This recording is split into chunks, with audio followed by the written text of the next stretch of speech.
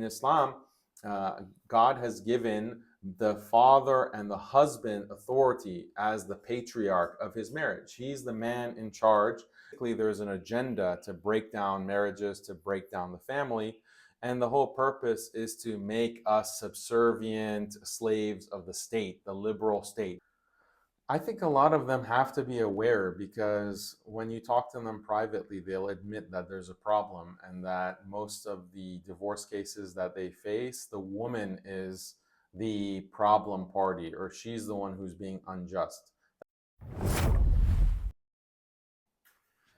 Good afternoon. Welcome to Disqualified Dads. Assalamu alaikum. I have a very special guest with me today. It's an honor and pleasure to have him. So I'm not going to waste too much time talking. We're going to jump straight onto it because time is short. Brother Daniel, welcome to Disqualified Dads. Because of the space I'm in, I've got Muslim, non-Muslim viewers. It's quite a mixed sort of viewers. So just in case, for those viewers that don't know who you are, do you want to introduce yourself, please? Yeah. Welcome to everyone. I'm so happy to be discussing with you. I'm Muslim, you could say preacher maybe. I have an online channel, Muslim Skeptic channel. MuslimSkeptic.com is my website, and I talk a lot about Islam and Islam solutions to modernism, feminism, a lot of the problems that society, the entire world is afflicted with. What does Islam have to offer as a solution?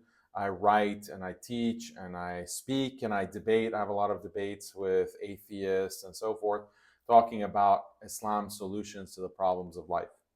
Okay, good stuff. Right, Brother Daniel, I came across your work, I would say, in about the last 6 or 7 months. I saw some of your videos. And because of my own journey through the family court system, losing contact with one's own children, and then learning about how this feminist ideology has penetrated many communities, unfortunately, including our own, I came across your channel. And when I came across your channel, that's when I learned about the liberalism, and I don't like using these terms, but this simp behavior, simp imams, all of this stuff. I was unaware of these terminologies, and only once I watched some of your content, to my shock and horror, what I saw and what I used to see before, like you said, you see a guy with a beard, hat, he appears to be Muslim, they're saying good things, and on the surface, it sounds like, mashallah, this is God's work. Like, we're lucky to have these people in our community. And then when you realize, with some of your breakdown, like I said, for the layman like me, I'm an engineer, I would have never have understood that stuff without watching your breakdown. So first thing I want to ask you is, when did all this start and how did this come about? When did I miss all of this? Do you see what I mean? This is a project that's been going on for centuries, and it's an attack on religion and the institution of religion. Christians were attacked in this way, Jews were attacked in this way, but basically there's an agenda to break down marriages, to break down the family. And the whole purpose is to make us subservient slaves of the state, the liberal state, make us obedient slaves and cogs in this overall liberal capitalistic machine. But how can you do that? How can you take a person's loyalty away from his children, away from his wife, away from her husband, away from her parents, away from her family, away from their community? You have to break down the bonds that connect us. So you have to break down the marriage bond. You have to break down the family bond. You break down the communal bond. You break down the religious bond that we have with God. So that instead of having that bond with God, a relationship with God, we have a relationship to the state, the liberal state, and we become obedient slaves and cogs in that machine. So marriage and promoting feminism is the primary way of breaking down the family. And part of what they do is they have this kind of feminist empowerment message. And obviously, you can't go to people and say, oh, we want to break down the institution of marriage. You have to hide it and disguise it. You have to disguise the agenda. So you put a positive spin on it. You say, oh, we want to help women. We want to empower women. We want to help promote proper independence and freedom and equality. And that's what they say. And then you have some preachers or some religious figures, some imams who adopt that feminist message and they start preaching it. knowingly or unknowingly destroying the very fabric of our communities, which are families, and the key relationship to any family is that bond between husband and wife. Okay, but do you think there is a pattern in the fact that the preachers, let's use the word preachers, from our community, the social media preachers, and generally there's a silence amongst, as we know, the leadership, the mosque imams, they don't want to talk about this subject. That's one angle of it, yeah? But those preachers with influence, is it a coincidence that there is a pattern across the board that they've all followed that trend? Is that an accident? And why would these preachers, because look, from a layman's perspective, it is heartbreaking once your eyes open to this. It is quite heartbreaking to think, where do you go as a layman? Who do you trust? Where do you seek knowledge? I'm an engineer. I'm not going to have that knowledge where I can decipher what I see. Do you see what I'm saying? So how is it that trend has followed across the board? And why would they adopt this? Sorry, yeah. Why would they adopt this? I don't think it's across the board. I think there are a lot of good imams and good scholars who are very traditional, and they understand the importance of gender roles. They understand the importance of the husband and the father, and he has rights. And the feminist narrative that is trying to just take away the rights of the father, the rights of the husband, they understand that this is toxic, this is a cancer, and they speak against it. Now, some of those scholars might be rare, or they might be just not as well known, Not as popular. not as popular. Why? Because you have certain figures that will preach the feminist message, will preach the women's empowerment message at all costs. Women's empowerment, even if it means destroying the marriage, even if it means destroying family, they will preach that, and they'll be boosted by the powers that be, because that's what is in the interest of the powers that be. Okay, that makes sense, right? Yeah. So the other angle I want to tackle this from or ask you is like I watched one of your videos, yeah.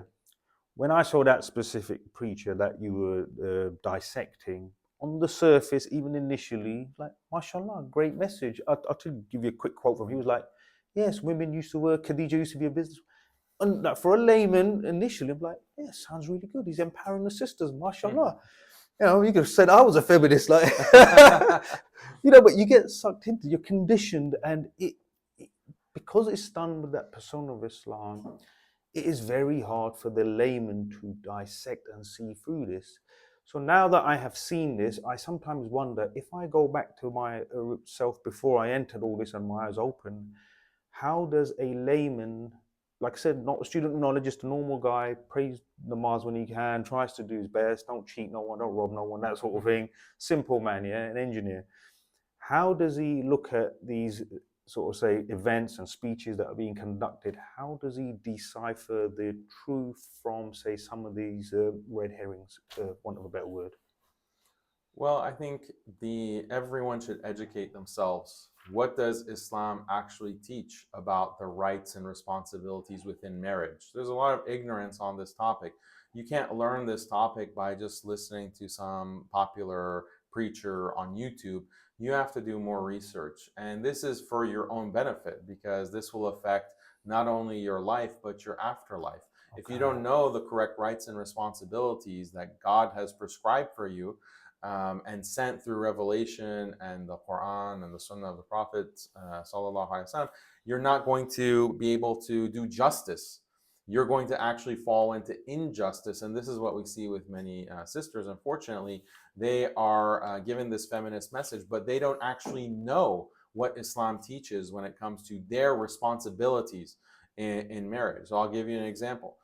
In Islam, God has given the father and the husband authority as the patriarch of his marriage. He's the man in charge, and that doesn't mean he's a tyrant. That doesn't mean he's a dictator. But he has the final decision. He should consult and he should make sure that everyone's needs are met. But he has the final decision on certain key decisions that have to be made in the family context. Now, this is the right that he has been given by God. Now, if a woman comes into a marriage not knowing this, then she might be unjust in demanding that she has equal say, or maybe even more say in a marriage than her husband has. This is not correct. This is not proper because it contradicts what God has prescribed. It also contradicts human nature. Women, you can ask women directly, like, do you want a man who is shorter than you? Do you want a man who is weaker than you? Do you want a man who is less decisive than you? Do you want a man who is less intelligent than you as a spouse, as a partner? And then the women, no woman is going to say, yeah, I prefer to be bigger and stronger and smarter than my husband. No woman says that. Women naturally want, and this is called hypergamy, Yes. women naturally want the man who has those kinds of superior qualities compared to her. This is not only what God prescribes through religion, and it's not only Islam that has this kind of teaching of patriarchy, but it's actually inbuilt in human nature. Yes. Okay, no, you're right. So ultimately, yes, I agree. Ignorance to say I'm a layman, I don't know about this is not an answer. You got to study, know your religion, because that is what's going to carry you through to the afterlife. Very strong message, even for myself, yeah, definitely. Okay, so the other thing then I want to ask you is, even though, like I said, there is a lot of knowledge available around Islam, around what Islam has prescribed around marriages. Now, if we go to the environment, right, yeah, we are in an environment where obviously we are fighting the ideology, right? It's penetrated in a very subtle manner into the community. So though we do nikah, we try and prescribe it through the mosque, we try and live by Islam. The laws around us incentivize these certain behaviors. And my own theory is, as long as the law governs, say, a certain law, that will decipher or that will affect the nature of human behavior in that society and environment. And if you look at it, every community, culture, race, religion, all the women, the pattern have gone in this, the pattern's the same direction. The child contact denial, go for the house, deny the father, claim abuse, all of that, that pattern is the same cross community and culture. So is it a matter of, as long as we are in this environment, as long as that law is in place, that will infringe on the Islamic teachings within our community from actually being played out or practiced? That's the sad reality. When you don't live in an Islamic system, you won't have the proper Islamic laws, and the reality is that there'll be great injustice and suffering. And this is a very important message for Muslims to internalize. If you don't live under God's laws, if you don't live under that system that Allah has sent, that perfect system, then there is going to be problems. There's going to be major problems and suffering and injustice. And any Muslim has to know this, reality. But what can we do in our very broken system living in the West, or many Muslim countries have also adopted these same kinds of family and marriage laws? Unfortunately, they're secularizing. We have to first and foremost recognize the importance of establishing an Islamic system, establishing a system that is from the top down Islamic, the way that has been prescribed by Allah, by our Creator. And that is the solution to a lot of these problems. Now, what can we do in the short term?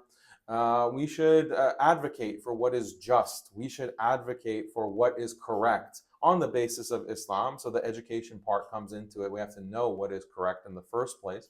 But then we should teach within our communities, and we should do like what you're doing. We also teach others. We reach out to non-Muslims. We explain, because a lot of non-Muslims, like I have my material online on my channel. A lot of non-Muslims say, I'm not Muslim. I don't have any immediate short-term plans to become Muslim, but I really appreciate what Islam has to say about this subject and what Islam has to offer on these issues. So we have to do our due diligence to get the word out, spread the message. That's ultimately the first step. And when we look at the Prophet, peace be upon him, and other prophets, the first thing that they were doing is da'wah, is calling to the truth. You call to the truth, and then changes, inshallah, will happen. We have to be patient. We have to do our part.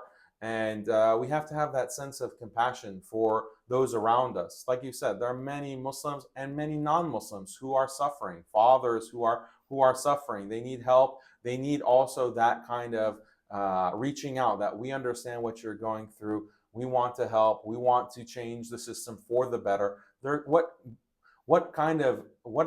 Within the top 5 list of injustices in the world, I can't think of anything more significant than taking children away from their parents, children away from their fathers. This is a huge crime.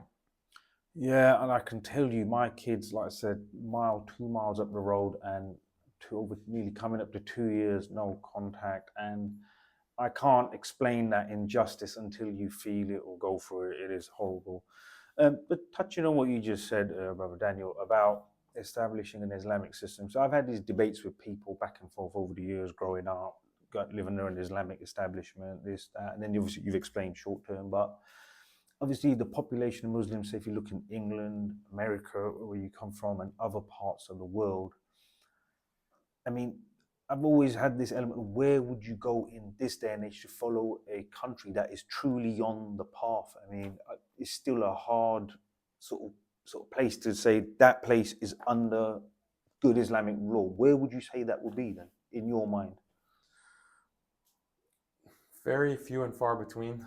I don't want to mention specific countries, Okay. just because Yeah, we no, I might get get it. in trouble. Yeah, no, I get it. I get it. But Yeah, I yeah. mean, it's very few and far between, unfortunately, because you Okay. have this liberal hegemony, a feminist hegemony, and any Muslim country that starts to implement these kinds of laws, like, for example, if you have a Muslim country that is going to give fathers their rights, husbands their rights over their children, immediately the International Criminal Court or the UN Right, the international steps police. in and Yeah. says this is a violation of human rights. You're violating the rights of, oh, these poor mothers, these poor wives. You Mm. have to make sure they have full custody and they're Mm. getting half of their husband's Yeah, property. yeah, yeah. And they pressure those countries to abide by the same feminist laws. It's that global agenda, to put it one Global way. So agenda. we're safe nowhere. So then we come back down to the short-term solution locally. And obviously you were at the Lockton event in Birmingham. By the way, great show, great work. All the brothers involved in that. It comes out to the local mosques and imams, and the local leadership has to then take on this role, surely. And unfortunately here in England, as you might now be aware, that there seems to be predominantly a silence around this specific subject. It's very difficult to get the traction. And I don't understand fully why. Either they've not experienced it, either they've not gone through it, or they haven't had that awakening moment when you go through it and think, my God, is this what's going on? So it's one of three, or it's just not in their interest, as some imams said to me, to talk Sellout. about. Yeah, I don't like brandishing all imams like that.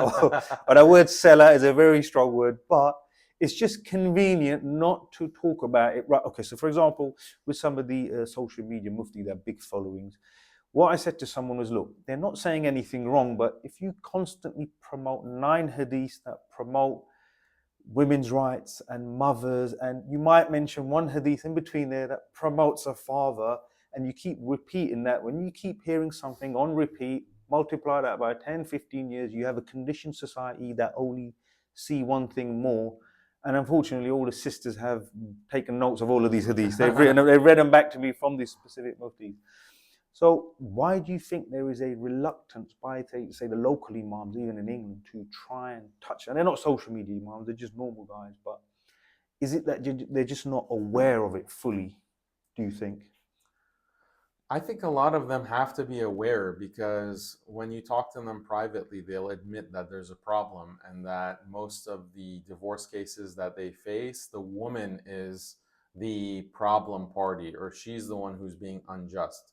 That's my experience. Maybe you have a different experience. So I think that they privately know.